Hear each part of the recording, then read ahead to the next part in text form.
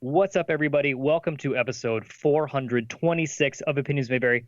I'm your host, JR. As always, I have my lovely co-host with me, Alex. Hi. Thanks.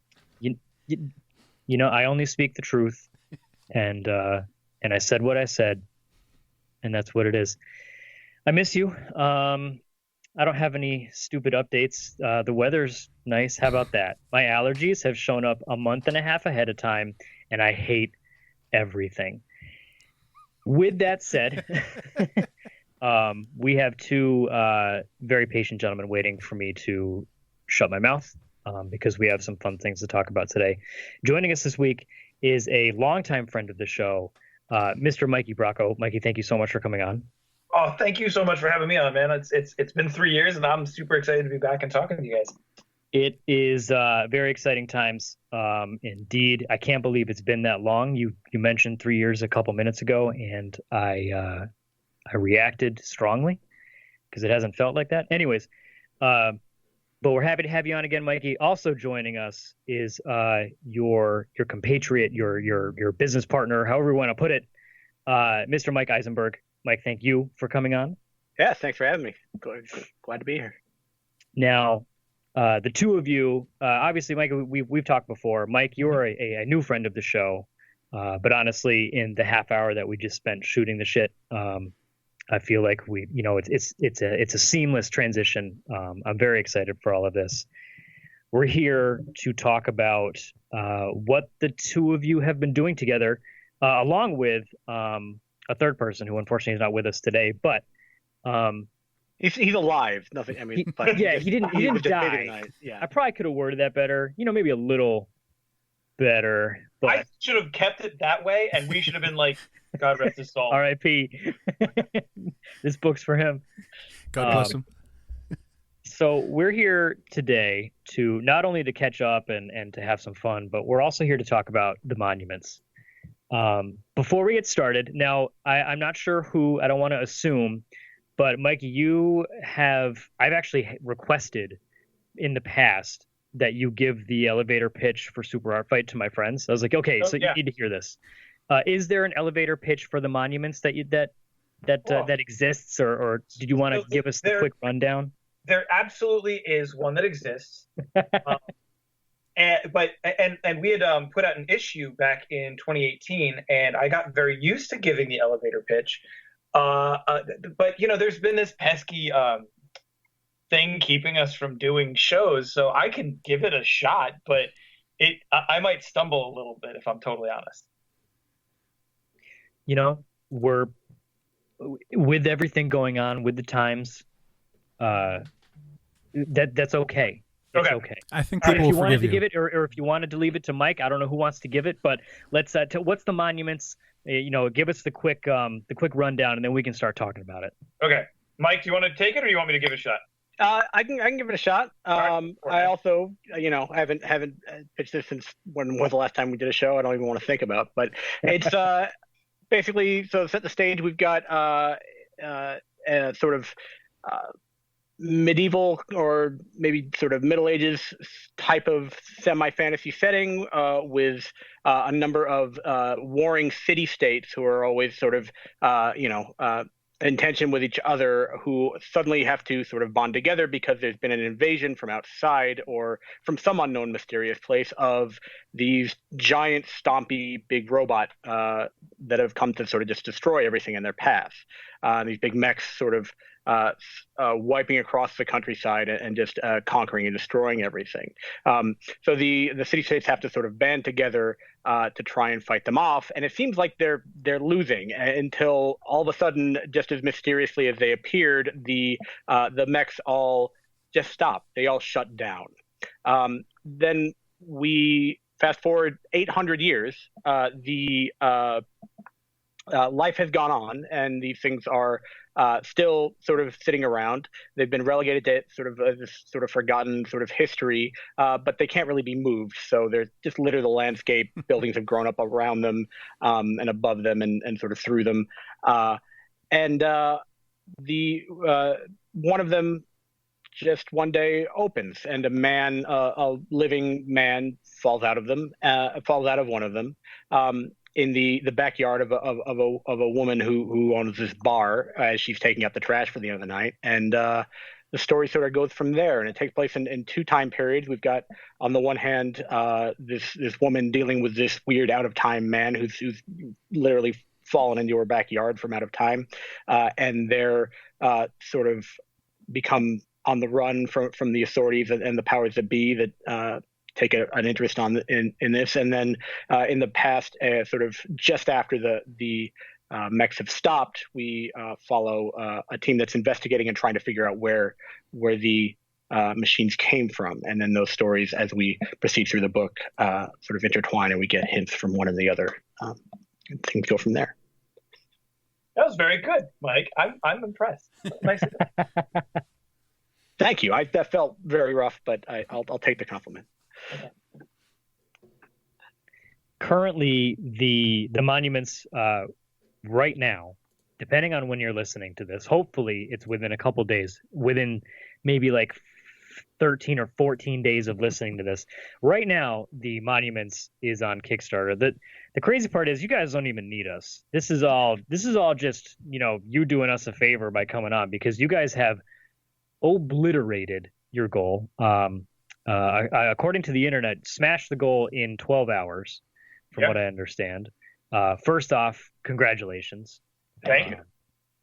I know, Mikey, you're no stranger to Kickstarters, having done them in the past. Mike, have you been a part of crowdfunding campaigns before? Is this? Yeah. So the Oliver, who is no longer with us tonight,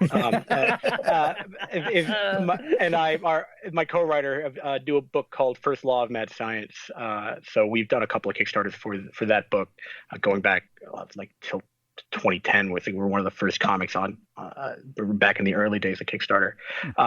And Oliver's done a couple of projects as well. But yeah, we were not expecting it. We were talking the day before launch that, things tend to go really well. There tend to be a lot of activity in the first day, in the first few days of the campaign, and right at the end, and then it sort of dies in the middle. And we thought maybe if things are going real well, we get to a quarter of the goal at the end of day one.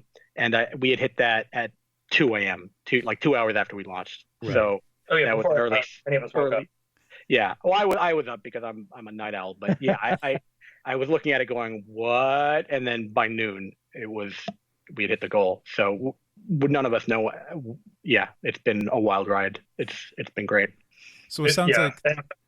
Oh, go ahead. It sounds like that was a surprise. Whereas. Oh hell yeah!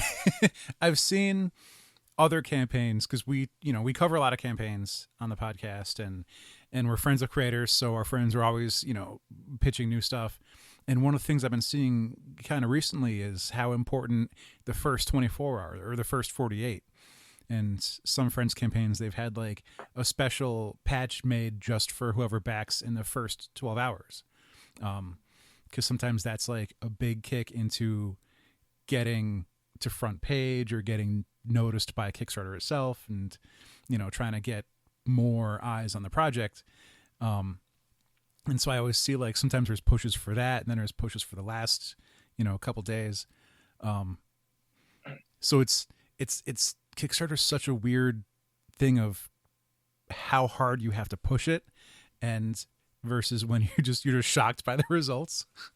Yeah, we certainly thought we were going to spend the whole month hustling to make the goal, and then maybe if things went really well, we'd be over by 20% or so, and we're currently at 434% with more than halfway, half of the campaign to go. So yeah, I'm stumbling over more of my words because we're literally at least I am literally speechless about how to even think about it. So from my end, I've worked. This is my 7th Kickstarter that I've worked on. I've done 4 for myself, 3 of which for my other book, which is The Creators, which that's why I was here the last time, and 1 for my apparel line, and then I've done 2 for Super Art Fight, and I was always kind of like the lead on those. And in all the different cases, it was like we knew we could make the goal, and we made our goals like not too low, not too high kind of thing, and we did. We would make the goal within like the first half, and then like slowly eke it up and make a little extra and actually like because there's always these unforeseen things. So going past your goal is always really good. So you don't actually have to pay out of pocket. And we're kind of at this place where we're like, this is amazing. We're like, we spent the last year on this, we spent the last year picking up where we left off and making sure we could finish this book and this project, which has been a really amazing side effect of the awfulness that has been the pandemic. But it's been a project that we've been that Mike and Oliver, God rest his soul, have been working on and talking about since 2015 or 2014, and pitched it to me to do the artwork for in 2016. And then with, the three of us all being writers, sat around and just turned it into something else and spent all this time. So to have something like that's really been this crazy passion project that we never thought we'd ever get the chance to finish. And then when we finally oh my God, we finished, the whole point was just to make enough money to make books that we could then go and sell and hopefully pay ourselves for a little bit of the time that we put into it. And when it blew up the way it did, we were like, oh my God, this is the greatest thing ever. I just don't know how to handle it. It's wonderful. And it's going to stop, and that's fine. I don't care. It's just beautiful. I'm still like that. I was writing an update today to reveal what our stretch goal was going to be for $25,000. And I felt so awkward even just typing the number 25,000 that it was just can I even say this? I feel like I'm being I'm going to jinx us, or people are going to take it the wrong way that I'm asking for 25,000. It's we're almost at 22. I don't know how this happened. I don't know how to deal with it. I'm all verklempt. Verklempt. That's a vocab word. That brings me back to Coffee Talk with Talk amongst yourselves. No big whoop. Yeah, currently sitting at over 560 backers waiting, who are anticipating this book. I mentioned in pre-show that this was one of those instances where in my research it wound up with me spending money. This book kind of, at least on a personal note and what I like in comics, I'm a big comic guy. I like my comic books. It presses a lot of the right buttons in that, and I don't know if you guys are the same, but man, when I saw that this was it had the past present format, and then we're talking history, and we're trying to figure out a mystery from many years ago, and you throw in giant robots, okay. you're touching on a lot of things that I really like here, so this was a very easy one to throw money at. Well, thank you. And I think one of the things that's really special about this book is how intersectional it is. It is very much it started out being giant robots, or it started out being about about the attack and being able to tell a story in both the past and the present.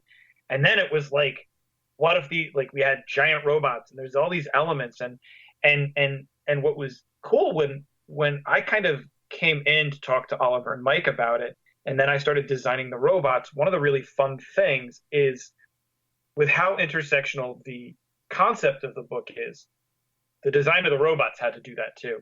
So I really tried to take I always like to design robots off of either animals or armor. Mm-hmm.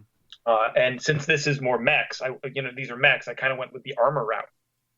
And so I spent a lot of time researching different types of armor from history, from ancient history, and then also modern takes or modern weapons and vehicles and armor, and trying to find interesting ways to mix them. And I don't think I ever would have gotten to do that if the concept, which was there when I got there, wasn't just so taking so many cool things and finding an interesting way to put them together. Well, did the time difference have an effect on your original designs, or was it just you made the first design then and go, okay, now what will this look like, dented or rusting or covered in moss or with a tree growing through it? That's a great question. First off, was just like, okay, it starts off, these robots happen in the past, like somewhere between, and the way that it's represented, it's almost like a combination of medieval and Victorian, because it is an alternate world. It's kind of got, it's not quite medieval, it's a little bit more modern than that, and then all of a sudden giant robots show up, or giant mechs show up, excuse me. And so to design that, I had to be like, well, what the hell would mechs from this time period look like? And so a lot of it is like made from leather and iron. And so all like the moving parts, the bendable parts, are these like grid padded sewn leather. And then the rest is like, looks like giant submarine, like metal submarines, like connected by leather. And so it had to work in the time period. And then in the future, they're sitting next to these giant modern buildings, and like the present day is like the future to us. Like it's very like 2015 Back to the Future design. Right. And so the mechs look really old next to the modern day, with trees and things and rust and moss growing on them and falling off of them. So it was very much like the design had to be thought of at its core, like a very old school but modern thing. And then after that, then messed with by erosion and time and things like that. Yeah, it was sort of fun playing that we did. When they show up in the sort of past period, they're supposed to be, this amazing advanced technology that the people there who have to fight against them have never seen before. That's sort of anachronistic, something else that seems to them like it's from out of the future. But then we jump to the 800 years later, they look very old and antiquated. But it was sort of finding something that could fill both roles. I think Mikey blew it out of the park. Thanks, man. I will say that, and this isn't meant to pigeonhole or, because Mikey, I've read a bunch of your work. When we initially met you way back at Kineticon, I think I bought the first 3 volumes of I've seen a lot of your character work with Novo and with the creators, and obviously I've seen many drawings up on the Super Art Fight canvases. For a book that needed giant mechs, robots, whatever you want to call them, whoever decided to bring you on, genius, because your boy can draw a mech. Definitely can. Robots. It's I don't want to say and put words in your mouth or anything, but like, you got a knack for it. It's very, they're unique. I have one with I have a T-shirt with one on that, with the guy holding the arm. Everyone loves that T-shirt. It's like, it's like the one.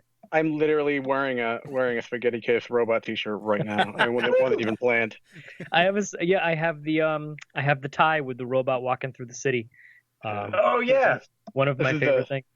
Got the skull with the hand coming out of his neck. It's sort of like, walking around on the fingers. A hand. It's a robotic version of the hand from Addams Family, but it has a big robotic skull attached. That one you're talking about? Yeah. Yeah. I like my robots. You're very good at them, and again, like, it's not even like that's the one thing, because having seen the other books and everything else you've done, it's also respect the grind, dude. Like, following you on socials, like, Mikey Bracco posts at least once a day, every day.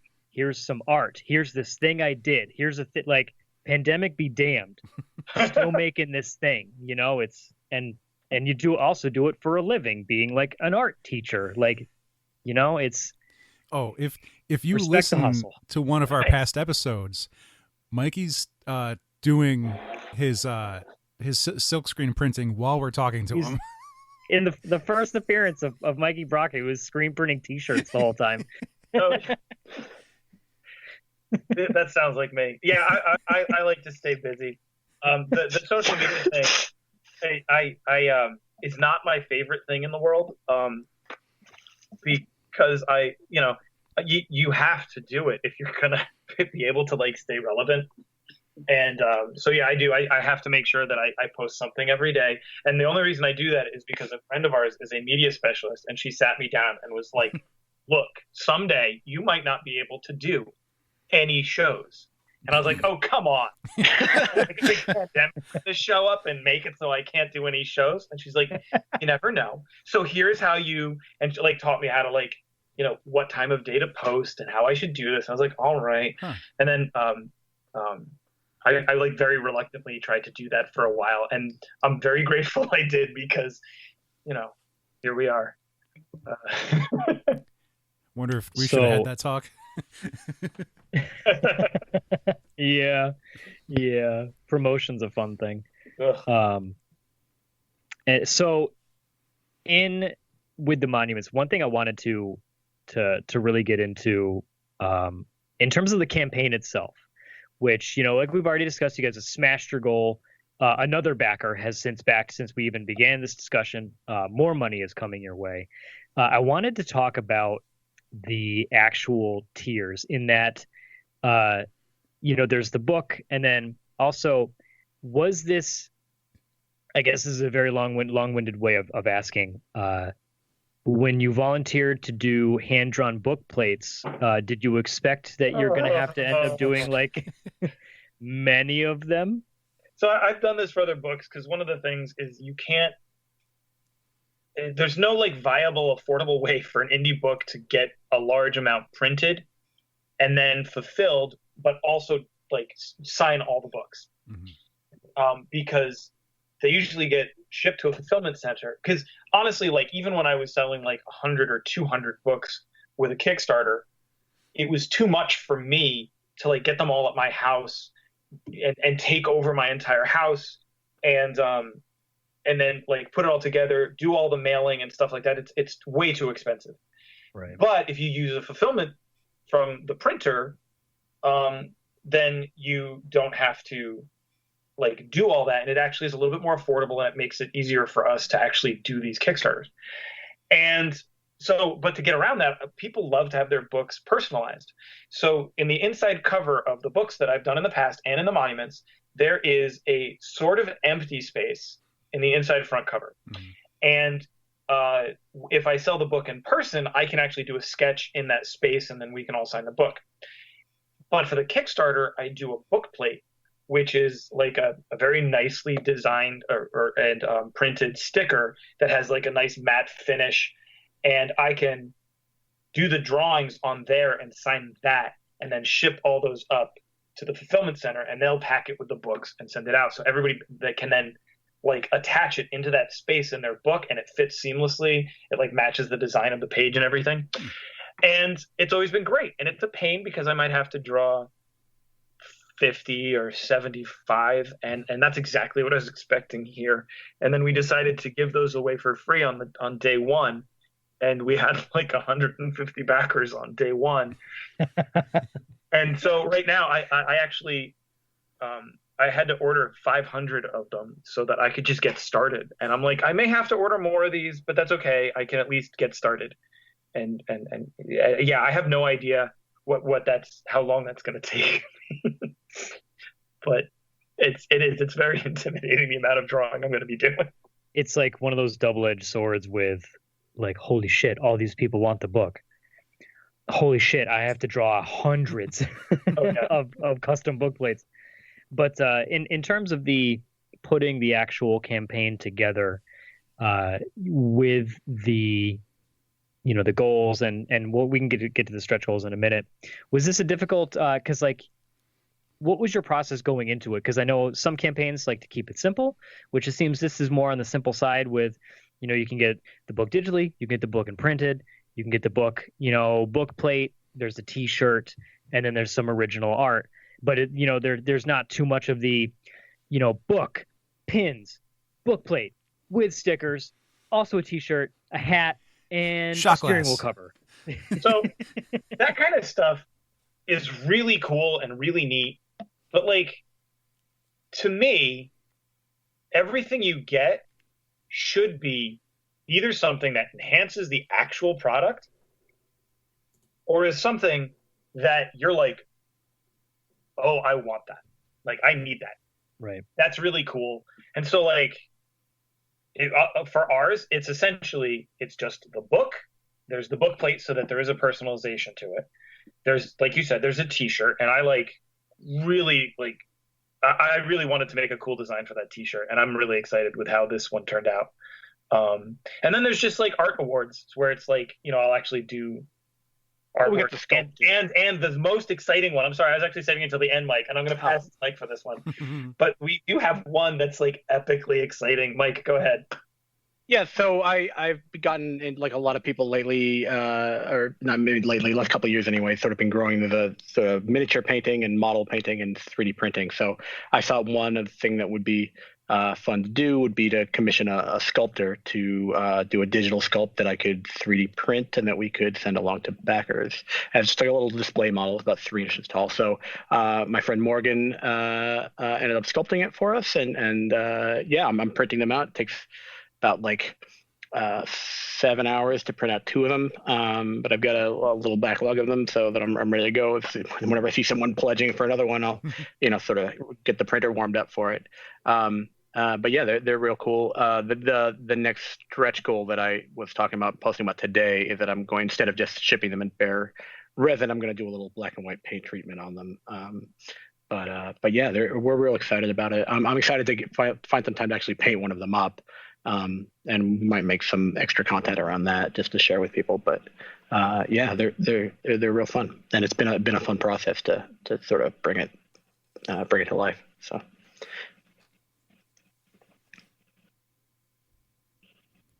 With one of the other tiers that I also saw was, and this has been kind of in the news lately, but there's a tier for original art from the book. Oh yeah. Which there are, you had set 100 slots.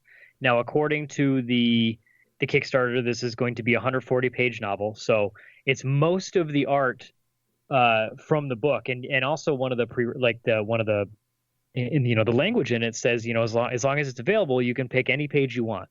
Was that a tough decision to make in terms of giving away the art and letting people, because I know sometimes people like to hang on to particular pages that might mean a lot to them, or their retirement pages, so to speak, sell those later on down the line or whatever. Was that a tough decision to let go of pretty much all of the art for the book? If I'm honest, a little bit, I have a process that some other comic creators think is, I've been poo-pooed with how I do things, because I pretty much work to size, however it's going to print, and I do everything in Sketchbook. And the reason and then I'll scan it and do, and in this case, Oliver, oh my God, the color in this book is amazing. Oliver's got just some there's just some really brave color choices and crazy color schemes going through this book, but for me, I didn't do any of the colors, so that is I guess a brag by proxy. I apologize, but I got to hand it to Oliver. He just nailed it. Anyway, with the art, I try to do everything by hand, and I've been doing it long enough that doing digital drawing wasn't really a viable option when I first started, and I keep it in Sketchbook because I work a full-time job and I'm constantly all over the place.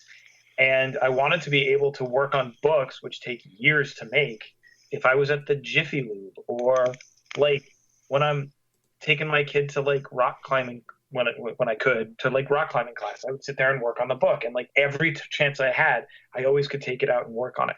So my sketchbooks are very precious to me. I go through a 200-page sketchbook, usually 3 or 4 a year. But I think that's why it's fun for people to be able to get it, because if they've ever met me, they know my sketchbooks are, because the people who tend to buy the art are people who have met me in person at shows. And so for them, it's oh man, he's given a page of the sketchbook. This is him carving it off of his skin and giving it to me a little bit. And I think part of the letting go process of it is also kind of cathartic for me. I'm okay, it's sending a kid off to college. It's this is the right thing to do. It's a good thing. I can do this, so I hope that explains it okay. Yeah. who was it? We just saw, I think Brett showed us, was it Sean Gordon Murphy? I believe so, yeah. Who had like given his breakdown of how to price your work and how to price your original art pages. How not to like flood the market and keep your value and all that stuff that I honestly never even thought about. But that's because I'm a talentless hack and I've never had to worry about that. So getting, as you were saying, like having to figure out the next stretch goal, was there a matter of like, well, if we get this high, maybe we'll figure something out for price X, and then realizing, oh, maybe we should come up with more stretch goals? That's definitely been a thing. Mm-hmm. And it's tough because there's this allure of wanting to do things that would be amazing. And then you start, wait a minute, guys, let me go price that out. Mm-hmm. And then you're like, oh my God, it doesn't matter how much money we make. We can't do some of the things that we want to do because it'll just like, to take away the success of what this thing is. And so we have to be like really careful and thoughtful when we have these like big idea conversations, because there's been a few things that I've looked at and I'm like, oh God, I can't believe that, and I wonder how many Kickstarters have like gone a little bigger than or a lot bigger than they expected, and then like dug themselves a hole. So, but it's also been really fun to like right now we're talking about we should improve the paper quality, or we did a thing where it was like, oh man, we should take the cover and do like a spot UV, or we should add 8 more pages to the book, and all those sketches we did early on, we should like make a little production thing and write journal entries and talk about the process, and that kind of stuff is really cool. But then you start talking about like buttons and pins and dust jackets and things like that, and all of a sudden it's like you'll totally destroy any of the the stuff you've built up in a very short time. Right. Yeah, like switching from paperback to hardcover is the one everyone always is asking about. So we ended up having to put it in the FAQ. But sort of saying, when we start pricing it out and looking at it and just what it adds to the shipping of it, besides the extra cost of printing it, it's like the shipping and the fulfillment and the storage all get a lot trickier when you've got a heavier, bigger book. Mm-hmm. And it's not something you can upgrade to everyone who's getting the book. And then because when you sort of set the pricing and set the shipping pricing, that was at the beginning when it was a paperback. And so, any money you put into upgrading it, no matter how many people you get, if you're, it's that old joke about retail, we take a loss at every sale, but make up the difference in volume. So it ends up not working.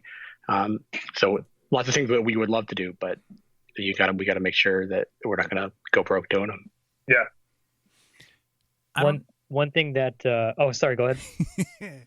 We're not in front of each other anymore. Haven't been for a year. We'll get there. Yeah, we'll eventually get you. I mean, yeah, we're starting with we got the first half of the back, so maybe we'll even see each other soon. Alex, go ahead. So one of the things that I always look at when I look at a Kickstarter is the person at least the account that's in charge of running it. And I want to see how many Kickstarters they've also backed. Like if they've backed 0 and they've launched 3 failed ones, then, you kind of have a certain opinion of them. And then if you look and you go, oh, well, they're supporting other projects. They're supporting other people and other, people that want to make cool stuff. And that's where I find like a bit more confidence in someone who's wanting to make their own thing, to see what kind of support they've done for others. And so seeing 146 is a pretty good amount. So congrats to Oliver, Lord rest his soul. Well, there's a joke in just in the indie comic circles that all the Kickstarter money is just the same $20 changing hands over and over again, going back and forth. Yeah. I mean, yeah, because I think my number is got to be something close to that too. And it's funny because I don't use Kickstarter a whole lot in the in-between times. But as soon as I start working on it, I'm like, oh, I forgot about this. Let's look around and see other comic things. And yeah, I spend so much goddamn money while I'm developing a Kickstarter and running a Kickstarter that it just doesn't cross my mind usually. And unless a friend of mine launches something, in which case I'm always like, yay, can't wait to back a friend. But yeah, I always find it very weird that there are people on Kickstarter who, I don't know, man. I feel like art and comics and whatever, that shit's a community. And when it's not a community, it's worthless, because if you don't have a sense of community around a creative movement, then the creative movement is not going to survive and last. And I think that my favorite thing is the amount of people that I know through Kickstarter, through digital means, that I've gotten to know them just because of like sharing our work and actually devoting the time to looking at what they do and asking them questions and supporting it when it's awesome. And it's a real breach of trust when you have somebody coming in and, like you said, like has all these failed projects or successful projects, but never backs anything. And they're just there to take in and never kind of interact and join the community. One thing that I found, like especially, and this is going to sound shitty and like just consumerist. I don't even know if that's a word, but I guess the one thing that I found appealing, or that really, if someone is maybe hesitant on backing a Kickstarter, because, I myself, I have stuff out there that I backed 7 years ago that I'm still waiting on. And, I've just kind of written it off as a loss. Oh, well, it is what it is. It sucks, but whatever. With this book in particular, not only is it, it's already funded, which is great. It's made by people who I have supported before, and I've had the pleasure of meeting at least one of the three of you, and like I've seen the stuff that you make, and like that's all great, but also the book's already done. So this is just printing. This is printing funds. So once it's completed, you guys are off to print. Is that the way it's going to happen? Oh, like that. I've already had I have daily conversations with the people at the printer and with the fulfillment center, even though the fulfillment center I probably won't talk to again, because it takes a while to print the book, so I won't talk to them again until September. Mm-hmm. But like May 2nd, I'll be like, okay, or as soon as the money from Kickstarter gets to us, I'll be like, okay, I want to do this. I want to get this out as quick as possible. I would never. And Mike, I'm curious about how you feel about this. I would never want to run a Kickstarter for something that I wasn't at least 99% done with, other than like little tweaks and stuff, because that's no fun to get that and have to like then finish it. Oh my God, that sounds awful. Yeah, we had a little bit of that with when we did the first trade for First Law. We decided to do a sort of a side thing tied in with it with an anthology that. Some of the stories we had done, some of them we had to sort of chase down. I think I was one of the stragglers on my story, so I'm not blaming anybody else. But it's definitely a lot better to be like, as soon as the money comes in, I'm sending the purchase order to the printer, and that's all we have to do. Than be like, oh God, we owe all these people a book that's not done yet. It's definitely a lot of stress to deal with, especially, it's great when it succeeds, but that's also a lot more pressure. So, definitely better to have it done first. Oh yeah. And more fun to have it. Like, it's not just because I'm stressed out about all the drawing I have to do and like all the organization. The last thing I want to do is like worry if I can actually produce a good book. Now it's like, we did it, we reviewed it, we went over it back and forth. And I remember when we all sat down and like read it for the first time, like after it was complete and before like going back and doing revisions, we're like, oh God, guys, we're proud of this shit. And like, I'm in, like, yes. And so there's, I think when you have a finished product, there's also this excitement and faith in the project that you bring to your campaign, and I think people can, when we're posting and when we, when you if you watch the video, like the way that we present it, it's with, puff chests and like excitement and like, yeah, we can't wait to actually print this thing that we made, In terms of the story, and feel free to, plead the fifth. I don't want to get to any potential spoilers. Mike, is there a future for the monuments? Is this the entire story all encapsulated? Is there going to be more monuments down the line, now that this campaign has been such a success? So we it planned it as, it's a self-contained story. It's got a beginning, a middle, and an end, and it's always sort of meant to stand on its own. But we definitely have left openings for ourselves for what happens next. So we've got a Google Doc that we're going on, that we've got every time we have a cool idea for what could be in a later volume. We've got plenty of ideas to work on. So to be seen about how that might shape out, or when we'll find time to work on it. It does feel like the monuments, this volume of it, it's done, and we're happy to mostly just focused on, getting it out to people so people can read it at this point. But that's definitely something we're thinking about. So yeah, and one thing that was really important to us was that what this is, this needed to work on its own. We wanted to do something that we could produce and put out that we were proud of, and if we couldn't ever get back to it, we never had to. This is a complete story that has everything that we wanted to do, but also does enough world building. And like Mike said, there is a Google Doc where we, postulate and pitch and it would be cool, and which is my favorite game, the it would be cool game. But yeah, I never want to do something where it's like, yes, you will like this, but only if you come back in an undetermined amount of time for an undeterminable possibility of completion. Yeah, I've had my fill of that.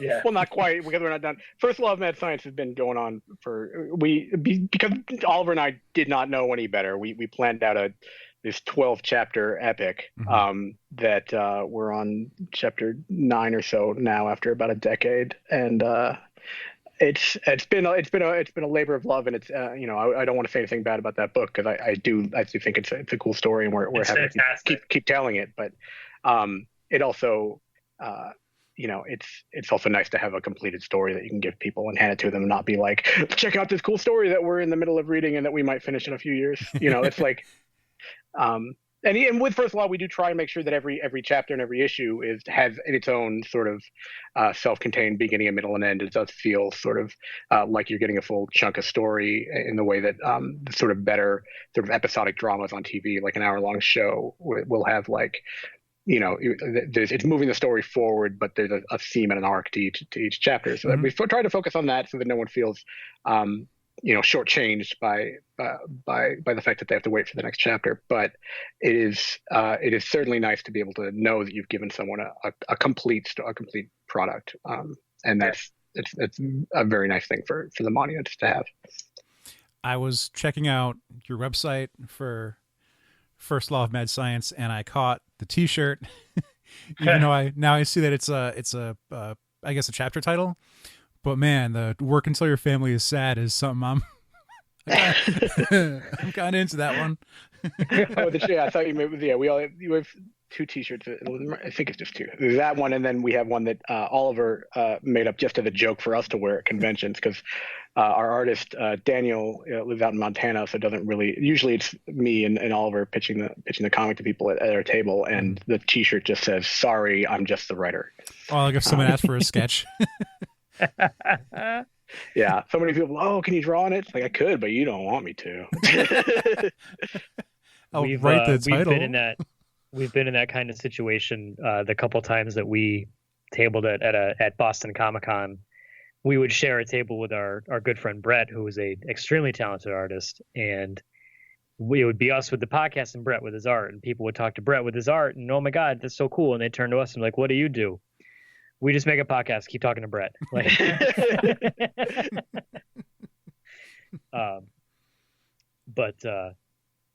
I'm very excited for this book. It's like I said, it seems to have all those neat elements in it. Was it tough to and I've been asking this for all the people that we've been talking to over the last like year.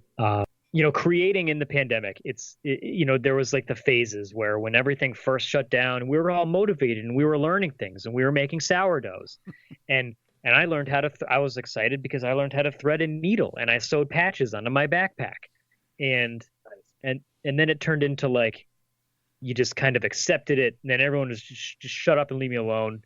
Tired of Zoom meetings. I don't want to go. I don't want to Zoom anymore. I don't want to. And then it just kind of went from there. Was it tough? What was there hurdles? Was it just a grind at all, or was it just great? What was it like making a book? Through all of this. So, everybody processes this in different ways. So, I process this with like, this is a space where I can deal by doing, and not everybody fits in that box. This book, we as a trio had been working on.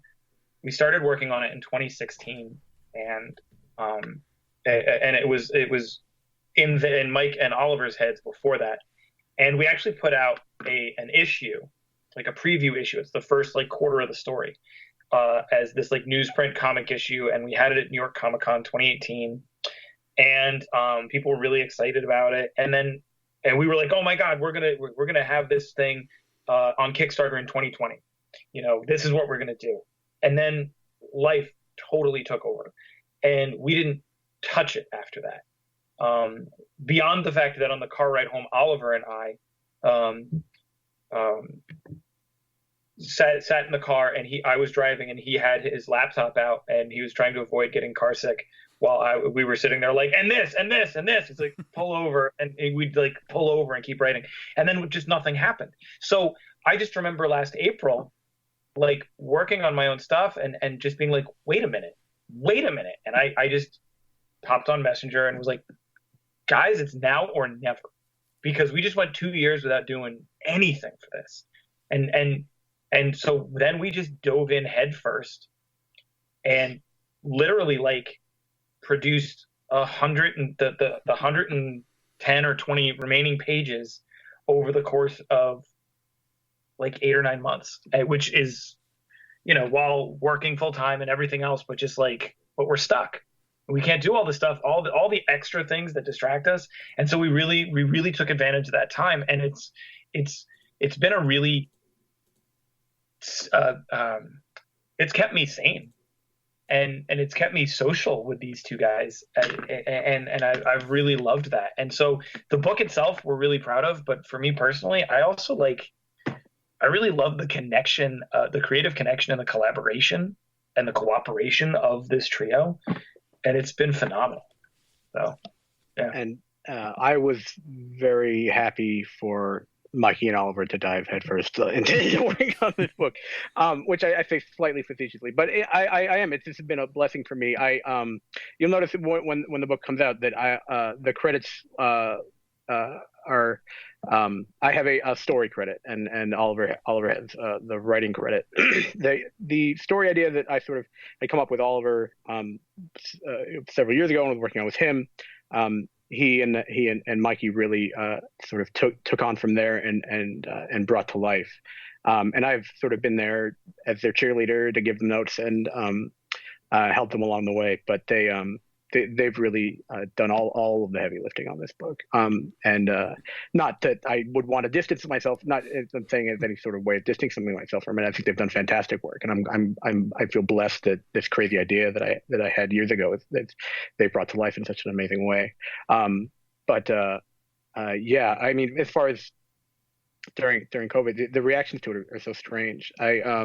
This is sort of slightly off topic, but sort of related to your question, is that, I sort of mentioned I had gotten really into painting models and miniatures. And before we went into lockdown, I was almost every night, just as my way of relaxing after work, going to do a little hobby painting and stuff. And then I was so stressed out when we went into lockdown that I couldn't focus on it. And it was so weird to see everyone else being like, oh, I've got so much time to work on my miniatures now. Look at all this miniature work I'm doing. I'm like, I can't bring myself to do it. I can't sit in front of the hobby desk. I'm too stressed out. Yeah. And people process it different ways. I mean, Oliver and I both had some family tragedies just right back to back several years ago when we were working on First Law. And it was so strange because he processes his sort of issues by creating and writing. And I find that I can't, my creative outlet just dries up when I'm stressed out. So I've been very, very happy for these two, and very, very thankful and blessed to have these two to carry it across the finish line. Yeah, I want to say I feel you, because having so much that I could be doing, and then through a lot of this, I just don't find myself doing what I need to half the time.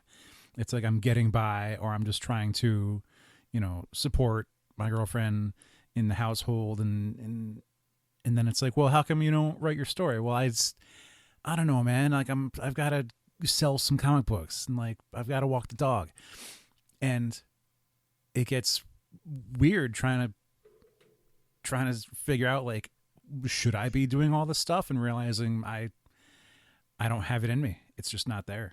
It's weird. Yeah. You sort of got to be in the right headspace to create sometimes, and if you're not there, it's just trying to force it is just going to make things worse. So the main thing I found is not, I eventually a couple of weeks to a month into the lockdown, I eventually got back to the hobby desk and was very productive. But since then, there have been a couple of dry spells where I didn't feel like it, and I found that the best way to get over the dry spell is to stop beating yourself up about it. It's like if I'm not painting or not writing, and I'm like, oh man, I should have been writing, and I should have been painting. I should be over there doing it. I just feel worse and worse. And if you're just like, you know what, I don't feel like it right now, I'm going to sit here and play some video games because that's what I feel like doing, and eventually I'll get back there. That sort of mindset would get me back there a lot quicker than beating myself up about it would. So yeah, that would be my advice. Back to working together, was there a lot of the like the improv yes and when someone has a new idea, or was there points where someone would pitch an idea and the two of you would have to go, we're not going to do that? Or would you have to find a way to negotiate your way through the story together? Well, go ahead. I mean, I think we've had a good enough working relationship, and this is the sort of the same relationship. So I've known and worked with Mikey on a couple of projects over the last couple of years, but I've known Oliver since we were 11. And the reason we started writing together was because we were old enough friends and good enough friends that we knew that we could give each other honest feedback. So while we were both sort of getting into creative writing, we would, pass each other things we were writing, and knew that having someone who can say, "Oh, that sucked. Oh, I see what you were going for there, but you didn't pull it off. Let's talk about how you can fix it." It just makes the work so much better. And when you go in with someone who you trust to give you that good feedback, then when you give them, when they on the other side, when they give you the good feedback, when they're like, "Oh, dude, that was awesome," it really means something. Because when you have I'm sure anyone who's done anything creatively is like wants to show their friends and like, "Hey, what do you think of this?" And they go, "Oh, that's good," and like you have no idea what that means. So.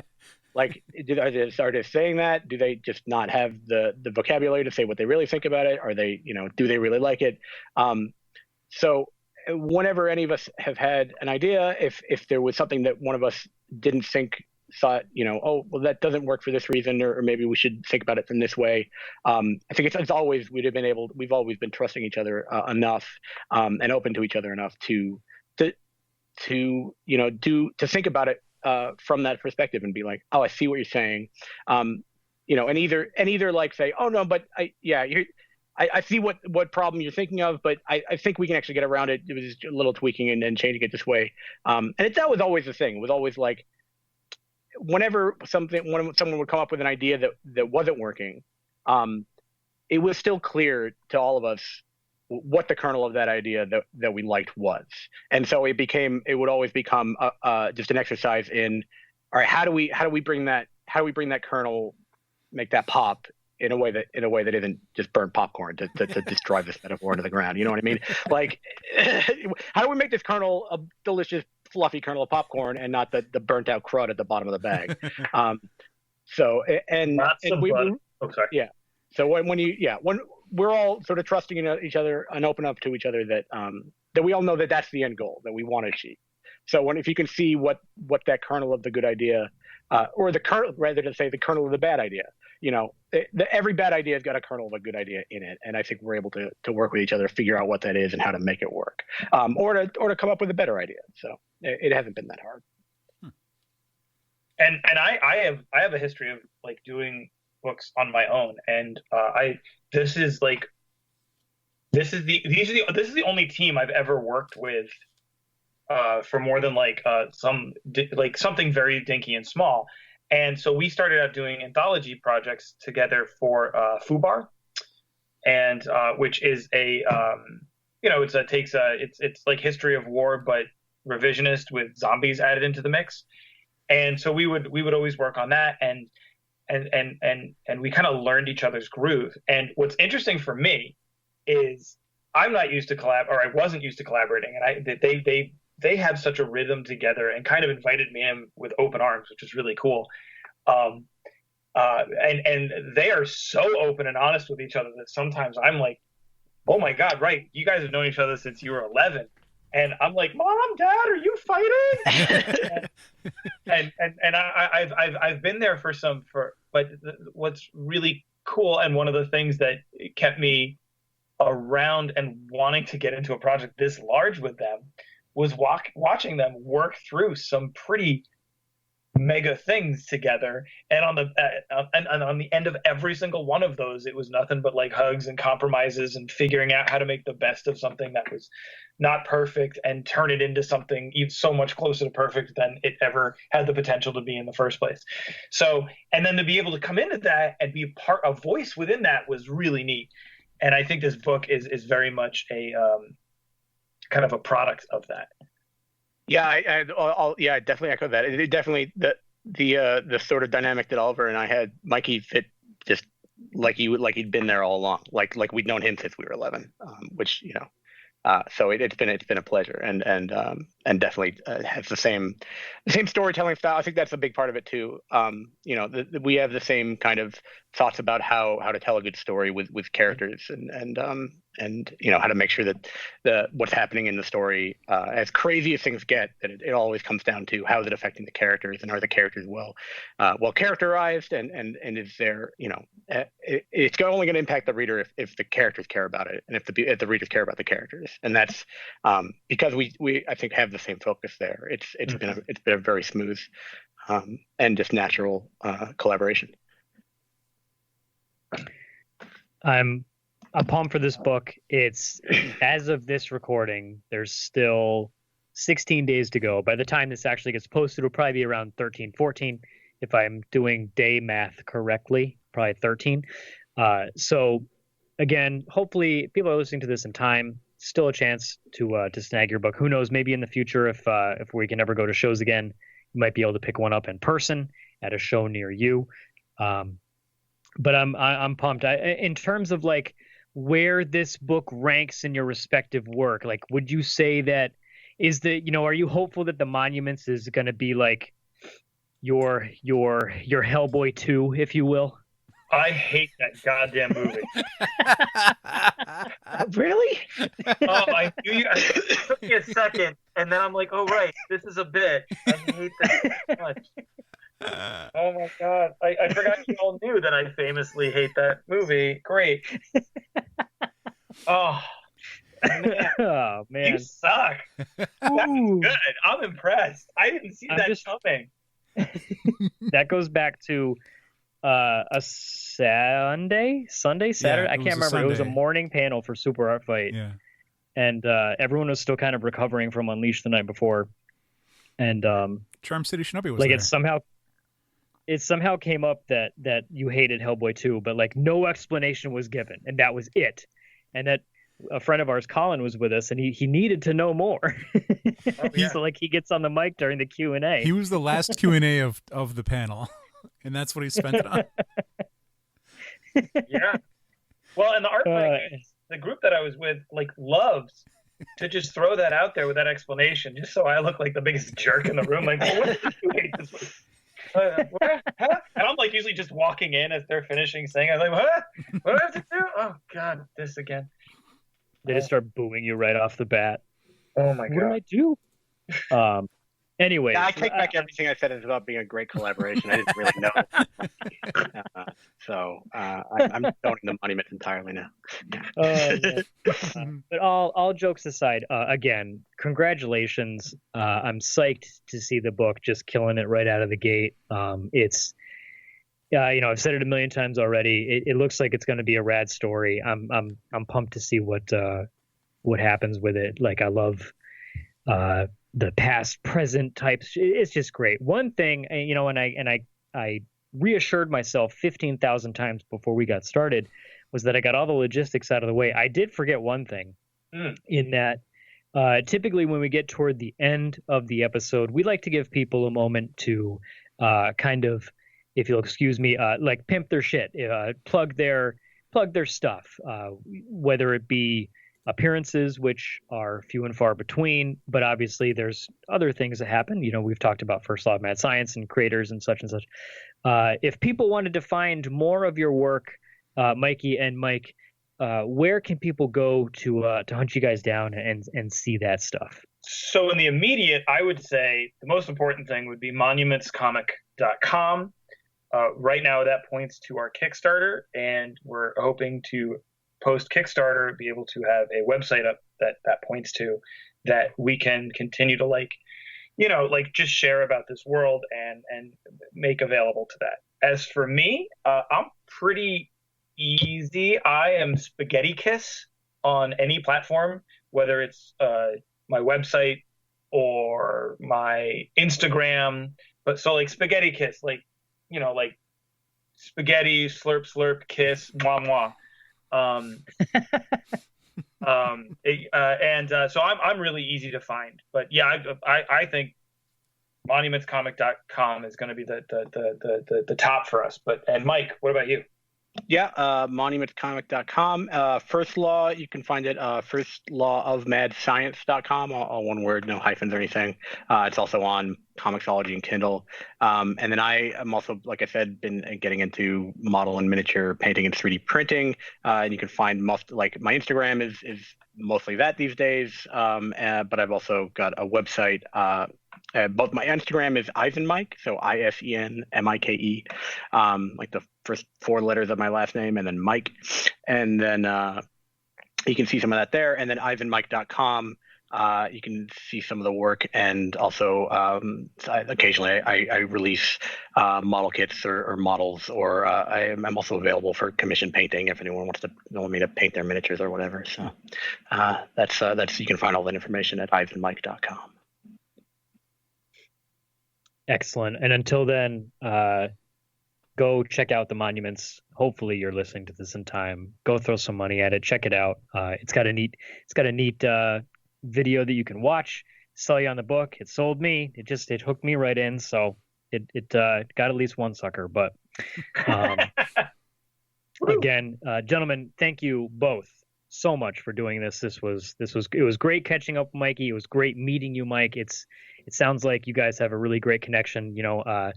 Hopefully we can do Oliver proud in his memory. Yeah.